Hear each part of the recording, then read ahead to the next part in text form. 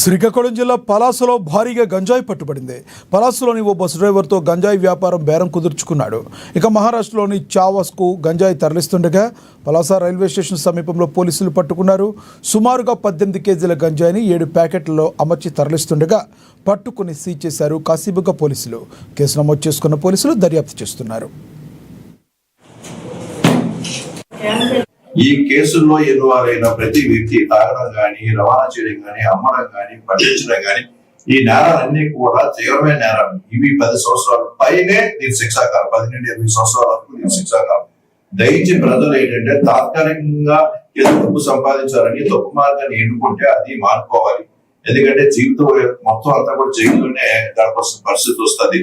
అదే విధంగా కాకుండా ఈ కేసులో వాళ్ళందరిపై కూడా సస్పెక్ట్ షీట్స్ ఓపెన్ చేసి వాళ్ళందరిపై ప్రత్యేక నిఘా ఏర్పాటు చేయడం జరుగుతుంది. వారి యొక్క ఎంప్లాయ్మెంట్ కానీ చాలా మంది విద్యార్థులు ఖాళీగా ఉన్నామని ఏదో సెలవులు నాటి వచ్చి అలాంటి నేరాలు చేసి దొరికిపోయి వాళ్ళ యొక్క ఫ్యూచర్ కూడా పాటు చేసుకున్న వారు ఉన్నారు.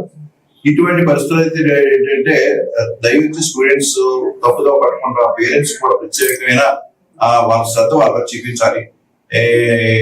ఈ కొన్ని హాట్స్పాట్స్ ఏరియాస్ అయితే ప్రాంతాల్లో కొంతమంది స్మోక్ చేయడము ఇలాంటి కార్యక్రమాలు కూడా చేస్తున్నారు. వాళ్ళందరిపై కూడా ప్రత్యేకంగా పట్టుకొని వాళ్ళందరినీ కూడా చట్ట పరిధిలో తీసుకొని రావడం జరుగుతుంది. దయచేసి మీరందరూ కూడా ఒక మెసేజ్ ఏంటంటే ఈ మార్కెట్ ద్రవ్యాల జోలికి ప్రజలు పోకూడదు. ఆరోగ్యం పాడైపోతుంది, కుటుంబం పాడుతున్నాయి, దొంగతనాలు చేస్తుంది. ఈ కేసుల్లో ఎన్నువారైన ప్రతి వ్యక్తి తాగడం గాని, రవాణా పట్టించడం గాని, ఈ నేరాలన్నీ కూడా తీవ్ర